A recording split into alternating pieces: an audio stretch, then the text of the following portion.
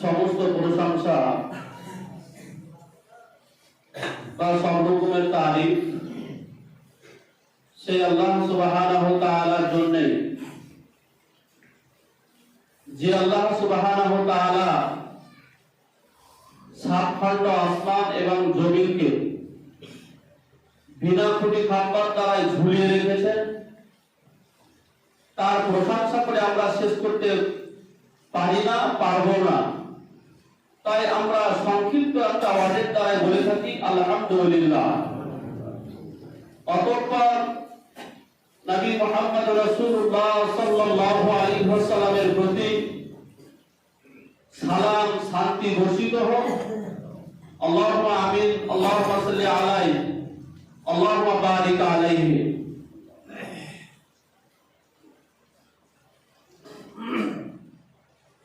আজকে আমার সংক্ষিপ্ত জুমার বিষয় আযান। আজকে সংক্ষিপ্ত জুমার বিষয় আযান। উক্ত বিষয়ে তথ্যবহাল আলোচনা করার চেষ্টা করব ইনশাআল্লাহুল আজিজ। আল্লাহ সুবহানাহু ওয়া তাআলা কোরআন কারিমে সূরা জুমার মধ্যে বলেন, যখন তোমাদেরকে মসজিদে জুমার দিনে ডাকা হয় তখন তোমরা তোমাদের ব্যবসা বাণিজ্য ক্ষেত খামার বন্ধ করে তোমরা মসজিদের দিকে দৌড়ে আসো, মসজিদের দিকে তোমরা ছুটে আসো সালাত আদায় করার জন্য। আল্লাহ সুবহানাহু ওয়া তাআলা কখনোই চায় না যে আমার কোনো বান্দা বিপদে পড়বে বা কিয়ামতের মাঠে বা হাসরের ময়দানে ক্ষতিগ্রস্ত হোক, বিপদে আপদে পড়ুক। এটা আল্লাহ সুবহানাহু ওয়া তাআলা কখনোই চায় না।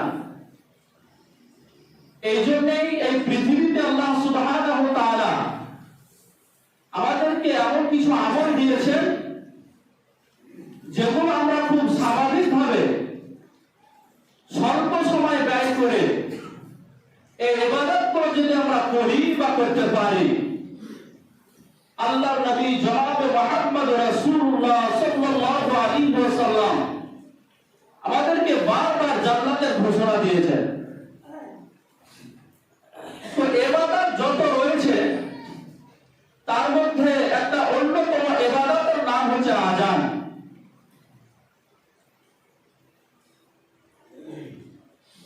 ইবাদত যত রয়েছে তার মধ্যে একটা অন্যতম ইবাদত হচ্ছে আযান। আযানের সঙ্গে রিলেটেড কিছু ইবাদত, যদিও আমরা এই বিষয়ে বেশিরভাগই মানুষ জানি না, বুঝি না। আমরা মনে করি যে সালাত আদায় করা, রমজান মাসে সিয়াম পালন করা এবং দান সদকা ইত্যাদি করা, এইগুলোতে আমরা বিশেষভাবে বা বিশেষ ইবাদত করে মনে করি। কিন্তু সামান্য ছোট ছোট কিছু ইবাদত রয়েছে যেগুলো আমাদের করতে কষ্ট হয় না, কিন্তু তার নীতি রয়েছে অপরিসীম। এইগুলো যদি আমরা করি বা করতে পারি তাহলে আল্লাহ সুবহানাহু ওয়া তাআলা আমাদেরকে সেই কঠিন দিনে বা ভয়াবহ দিনে আমাদেরকে ক্ষমা করবেন এবং সুশীতল জান্নাত যার নিচ দিয়ে নহর রয়েছে, এরকম একটা জান্নাতে আল্লাহ সুবহানাহু ওয়া তাআলা ওয়াদাবদ্ধ করেছেন যে আপনার চোখ কোনোদিন দেখেনি, আপনার কল্পনায় কোনোদিন আসবে না, আপনার কান কোনোদিন শুনেনি। এইরকম একটা জান্নাতের আল্লাহ সুবহানাহু ওয়া তাআলা ওয়াদাবদ্ধ করেছেন। তেমনি একটা ইবাদতের নাম হচ্ছে আযান। আমরা জানি আযান মানে হচ্ছে মানুষকে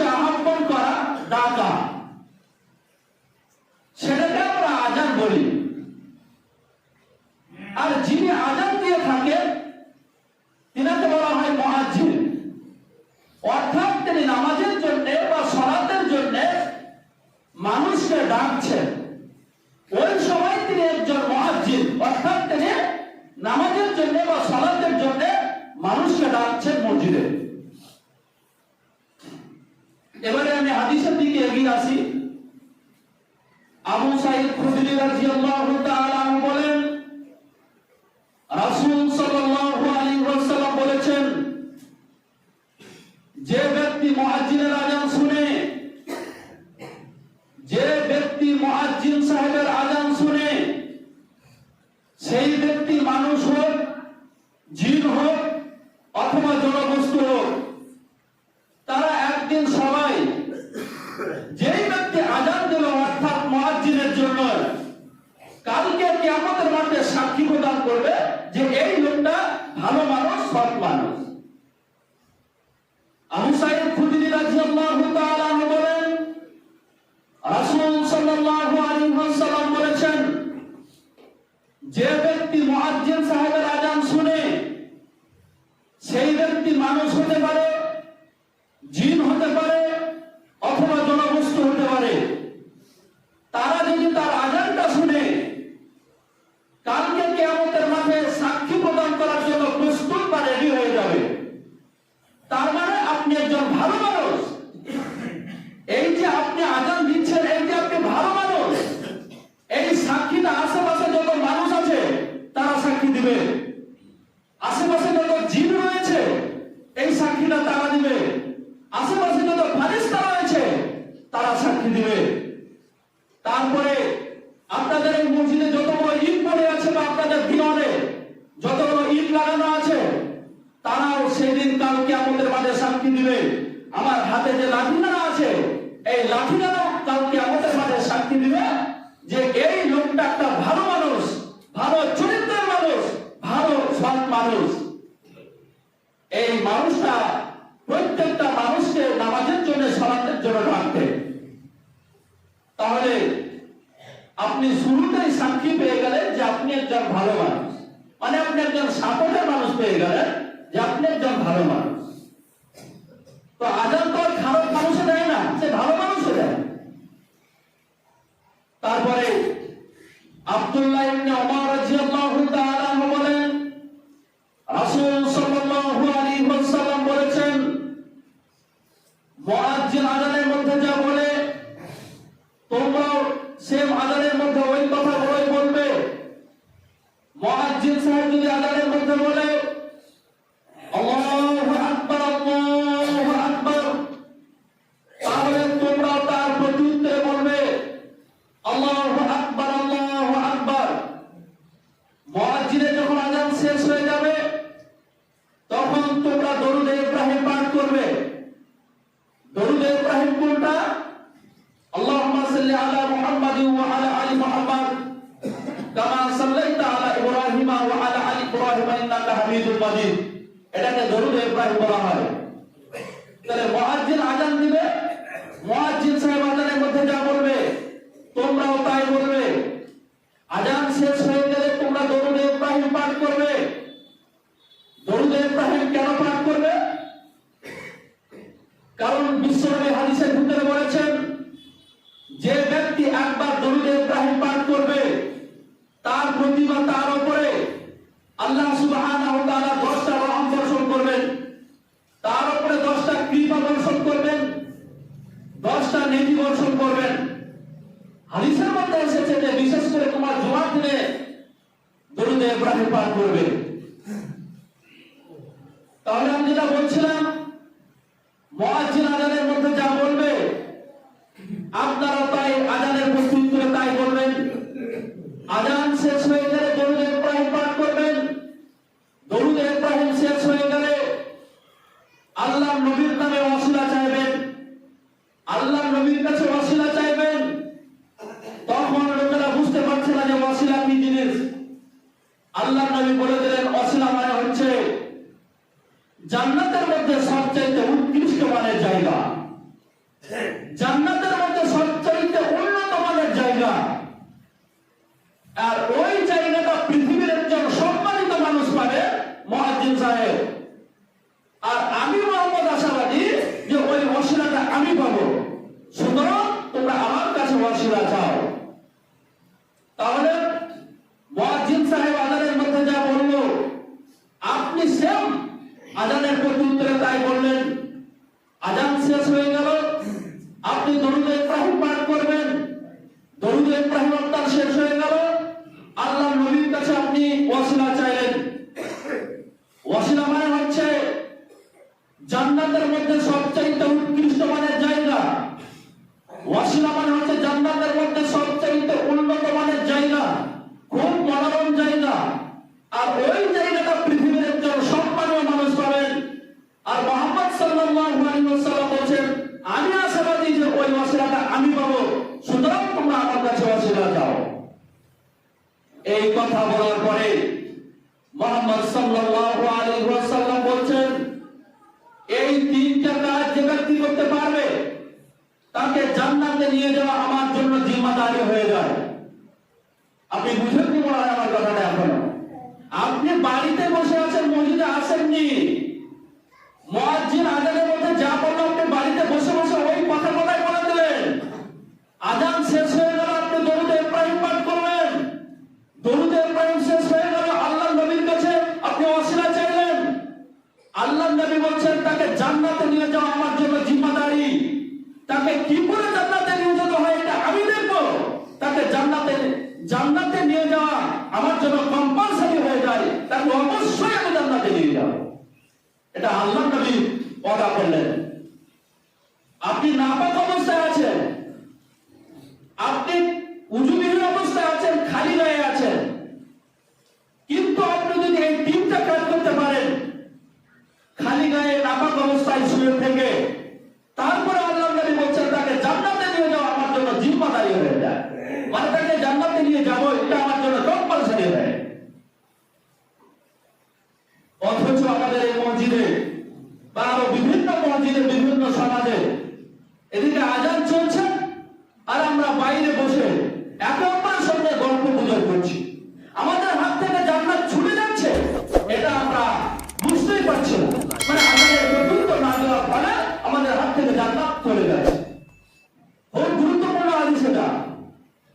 তারপরে হাদিস, ওমর ইবনে খাত্তাব রাদিয়াল্লাহু তাআলা বলেন, রাসূল সাল্লাল্লাহু আলাইহি ওয়াসাল্লাম বলেছেন, মুয়াজ্জিন আজানের মধ্যে যা বললো বা যা বলে তোমরা আজানের প্রতি উত্তরে তাই বলো।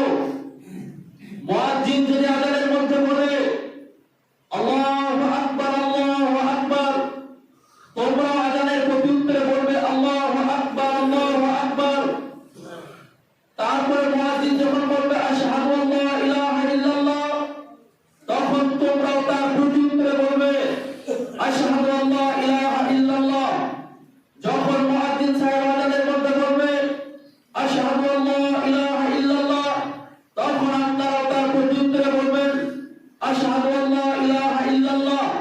এইভাবে মুয়াজ্জিন আজানের মধ্যে যখন বলবে হাইয়া আলাস সালাহ, তখন আপনারা বলবেন লা হাওলা ওয়ালা কুওয়াতা ইল্লা বিল্লাহ।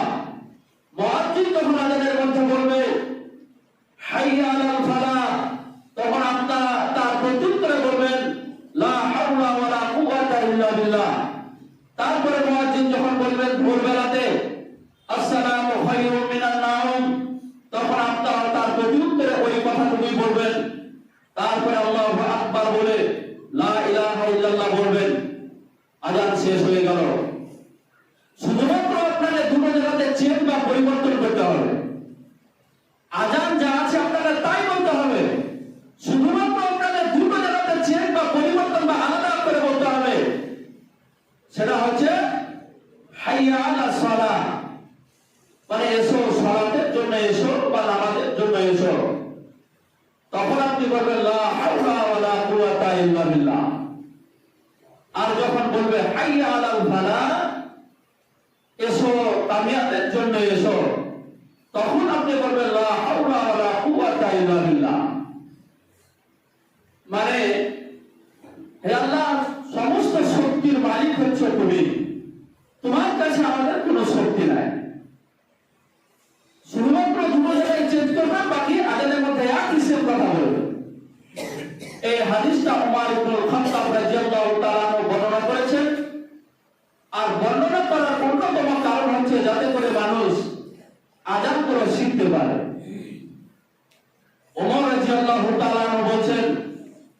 এই কথা বলা কেউ যদি আল্লাহকে ভয় রেখে, আল্লাহকে সন্তুষ্ট রেখে, আল্লাহকে ভীতু রেখে, নেকি অর্জনের লক্ষ্যে বা নেকি অর্জনের আশাতে এই কথা বলা কেউ যদি বলে, আল্লাহর নবী বললেন তার থাকার জায়গা জান্নাত। আপনি মসজিদে নামাজ পড়তে এলেন না, আপনি বাড়িতে বসে আছেন বা মাঠে আছেন, মুয়াজ্জিন আযানের মধ্যে যা বললেন আপনি তাই বললেন।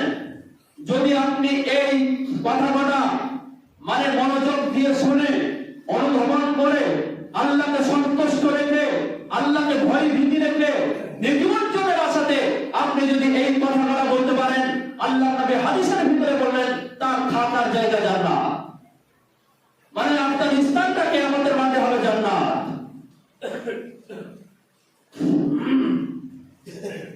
আনাস রাদিয়াল্লাহু তাআলা বলেন, আনাস রাদিয়াল্লাহু তাআলা বলেন রাসূল সাল্লাল্লাহু আলাইহি ওয়াসাল্লাম বলেছেন, মুয়াজ্জিন যখন মসজিদ থেকে আযান দেয় তখন আল্লাহ সুবহানাহু ওয়া তাআলা আসমানের সমস্ত দরজাগুলোকে খুলে দেন। হাদিসটা ভালো করে বুঝতে হবে। মুয়াজ্জিন যখন মসজিদ থেকে আযান দেয় তখন আল্লাহ সুবহানাহু ওয়া তাআলা আসমানের সমস্ত দরজাগুলোকে খুলে দেন। ওই সময় দোয়া করলে দোয়া গৃহীত হয়। ওই সময় যদি আপনি দোয়া করেন, আপনার দোয়া আল্লাহর কাছে মঞ্জুর হবেই হবে, ঘাটতি হবে না। এখন প্রশ্ন হলো যে আসমানের দরজা মানে,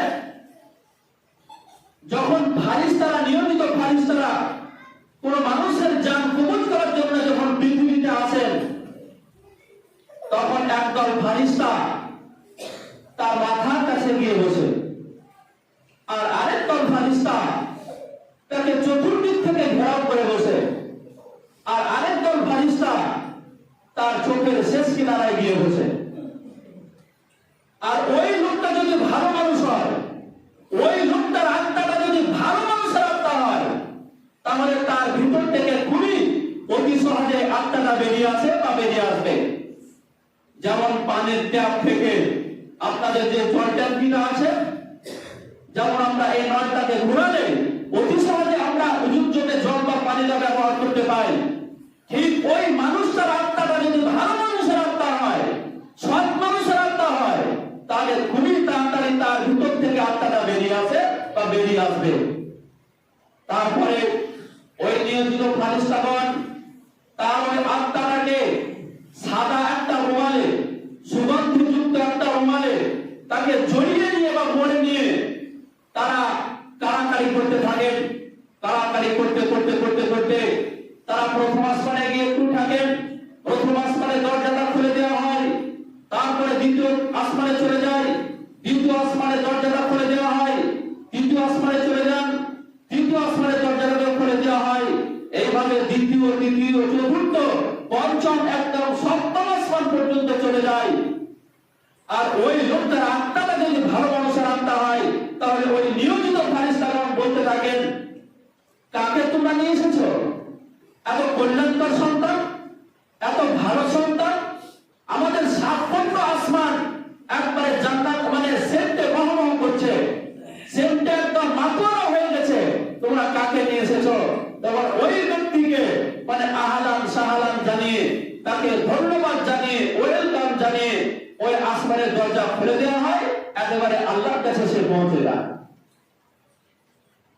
উকবা ইবনে আমির রাদিয়াল্লাহু তাআলা আনহু বলেন, উকবা ইবনে আমির রাদিয়াল্লাহু তাআলা আনহু বলেছেন, আল্লাহ রাসূল সাল্লাল্লাহু আলাইহি ওয়াসাল্লাম বলেছেন যে আল্লাহ সুবহানাহু ওয়া তাআলা ওই ছাগল চরণকারী রাখালের প্রতি খুশি হয়ে যান, যে রাখাল পর্বতের উপরে ছাগল চড়ায়, আর আজানের বা নামাজের ওয়াক্ত চলে আসলো, তাই একাই আজান দিয়ে একাই সে মাঠ ময়দানে নামাজ আদায় করে নিল। তখন আল্লাহ সুবহানাহু ওয়া তাআলা ফারিস্তাদেরকে বলতে থাকেন, দেখো আমার বান্দা একা অবস্থায় আছে, এখানে কেউ নাই, তার সঙ্গে কিছু ছাগল রয়েছে, অথচ আমাকে এই অবস্থায় আমাকে স্মরণ করেছে, আমাকে সে ভুলে যায়নি। একে তুমি জান্নাতের সুসংবাদটা দিয়ে দাও, একে তুমি জান্নাতের খবরটা তুমি দিয়ে দাও। তাহলে আমরা এই হাদিসের প্রতি আমল করতে পারি না? আপনারা মাঠে আছেন, ঘাটে আছেন, বা এখানে সেখানে যেখানে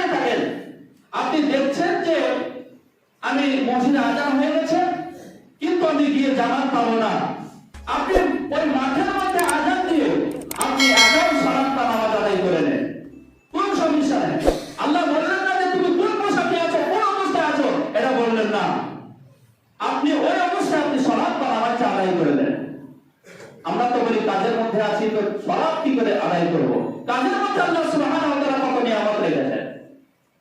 তো যখন মানে ওই ছাগল চমকারে রাখাল যখন সে একাই আজান দিয়ে একাই সালাত আদায় করে নিল, আল্লাহ সুবহানাহু ওয়া তাআলা ফেরেশতাদেরকে ডেকে বললেন যে দেখো আমার বান্দা একা অবস্থা আছে, তোমাকে বলে দিই আমাকে স্মরণ করে, অতএব তার অবস্থাটা একবার দেখো, ওকে তুমি জান্নাতের সুসংবাদটা দিয়ে দাও। আবু হুরায়রা রাদিয়াল্লাহু তাআলা আনহু বলছেন আল্লাহ রাসূল সাল্লাল্লাহু আলাইহি ওয়াসাল্লাম বলেছেন, মানুষ যদি জানতো যে প্রথম কাতারে দাঁড়িয়ে সালাত আদায় করার ফজিলত কি, মানুষ যদি জানতো আযান দেওয়ার আর প্রথম কাতারে দাঁড়িয়ে সালাত আদায় করার গুরুত্ব বা ফজিলত বা মাহাত্ম্য কি, তাহলে মানুষ লড়াই করত, তাহলে মানুষ হট্টগোল হইচই চিৎকার করত, একেবারে মারামারি করার উপক্রম শুরু করে দিত। অমুক তো আপনি সরেন আমি আযান দিব, সেবক তো আপনি সরেন না আমি আযান দিব, অমুক তো না আপনি সরেন আমি আযান দিব, একেবারে মারামারি করার উপক্রম শুরু হয়ে যেত। মানুষ যদি জানতো যে প্রথম কাতারে আর আযান দেওয়ার ফজিলত বা গুরুত্ব কি, তাহলে একেবারে মারামারি করার উপক্রম শুরু হয়ে যেত। মানে লটারি করতে হতো, শেষমেশ লটারিতে যার নাম উঠবে সে আযান দেওয়ার অধিকারী হবে। মানুষ যদি জানতো প্রথম কাতারে দাঁড়িয়ে সালাত আদায় করা আর এই আযান দেওয়ার ফজিলত কি, আর মানুষ যদি জানতো তারপরে হাদিস যে আউয়াল ওয়াক্তে বা প্রথম দিকে সালাত আদায় করার ফজিলত কি, তাহলে মানুষ বিশেষ করে জুমার দিনে আগে ভাগে মসজিদে এসে নামাজ পড়ে যেত। মানুষ যদি জানতো আউয়াল ওয়াক্তে নামাজ পড়ার ফজিলত কি। আবু হুরায়রা রাদিয়াল্লাহু তাআলা বলছেন আল্লাহ রাসূল সাল্লাল্লাহু আলাইহি ওয়াসাল্লাম বলেছেন, মানুষ যদি জানতো যে এশা এবং ফজরের নামাজের গুরুত্ব কি, মানুষ যদি জানতো এশা এবং ফজরের নামাজের গুরুত্ব কি, তাহলে মানুষ হামাগুড়ি দিয়ে হলেও মসজিদে নামাজ পড়ে যেত। তাহলে বোঝা যাচ্ছে যে এশা এবং ফজরের নামাজের গুরুত্ব রয়েছে। এই এশা এবং ফজরের নামাজের গুরুত্বকে বোঝাতে গিয়ে আল্লাহর নবী মুহাম্মদ রাসূলুল্লাহ সাল্লাল্লাহু আলাইহি ওয়াসাল্লাম বললেন, মানুষ যদি জানতো যে এশা এবং ফজরের নামাজের তাৎপর্য বা গুরুত্ব কি, তাহলে মানুষ যদি অসুস্থ হতো, অচল হতো, ল্যাংড়া হতো, খোড়া হতো, দুবরা অসুস্থ হতো, তারপরে পাছার ভাত দিয়ে মসজিদে নামাজ পড়ে যেত। মানুষ যদি জানতো যে প্রথম এশা এবং ফজরের নামাজের গুরুত্ব কত। উমর ইবনে খাত্তাব রাদিয়াল্লাহু তাআলা বলেন, রাসূল সাল্লাল্লাহু আলাইহি ওয়াসাল্লাম বলেছেন, যে ব্যক্তি 12 বছর লাগাতার মুয়াজ্জিনি করেন, যে ব্যক্তি 12 বছর লাগাতার আযান দেয়, আল্লাহর নবী বলেছেন কি জান্নাতে যাবে। অন্যতে হাদিসে এসেছে বা 2 বছর। তো যে ব্যক্তি 12 বছর লাগাতার আযান দেয় বা 12 বছর মুয়াজ্জিনি করেন, ওই ব্যক্তি জান্নাতে যাবে। ভাবতে পারেন, আল্লাহর নবী বললেন যে ব্যক্তি লাগাতার 12 বছর আযান দেবে বা 2 বছর আযান দেবে, ওই ব্যক্তি জান্নাতে যাবে। এবং আযান দেওয়ার বদৌলতে বা আযান দেওয়ার দরুন সে 60 নেকি করে পেতে থাকবে। আর যখন সে মানে নামাজের শুরুতে যে ইকামতটা দেওয়া হয়, ইকামত যখন দিবে তখন আরো 30 নেকি সে এক্সট্রা পেতে থাকবে। তাহলে 3টা অফার, আযান দিলে আপনার জান্নাত নিশ্চিত, আর 2 নম্বর হচ্ছে আযানের বদৌলতে আপনাকে 60 নেকি করে দেওয়া হবে, আর ইকামত দিলে আপনাকে 30 নেকি। তাহলে ডেইলি আপনি 90 নেকি পাচ্ছেন। তাহলে আপনার জান্নাত অবশ্যই আপনার আছে। মুয়াবিয়া রাদিয়াল্লাহু তাআলা বলেন, রাসূল সাল্লাল্লাহু আলাইহি ওয়াসাল্লাম বলেছেন, কালকে কিয়ামতের মাঠে সবথেকে সম্মানীয় হবে এই মুয়াজ্জিন, তার কাঁধের হাইট হবে সবথেকে উঁচু। বোঝা যাচ্ছে যে কাঁধের হাইট দেখে বোঝা যাবে কে কত আমল করেছিল। এই হাদিসটা মুয়াবিয়া থেকে বর্ণনা এসেছে যে কিয়ামতের মাঠে সবথেকে সম্মানীয় হবে মুয়াজ্জিন, যাদের কাঁধের হাইট হবে সবথেকে উঁচু। অথচ আজকে আমাদের এই সমাজে এই মুয়াজ্জিনকে আর ইমামকে সবচেয়ে নিচু ছোট দেওয়া।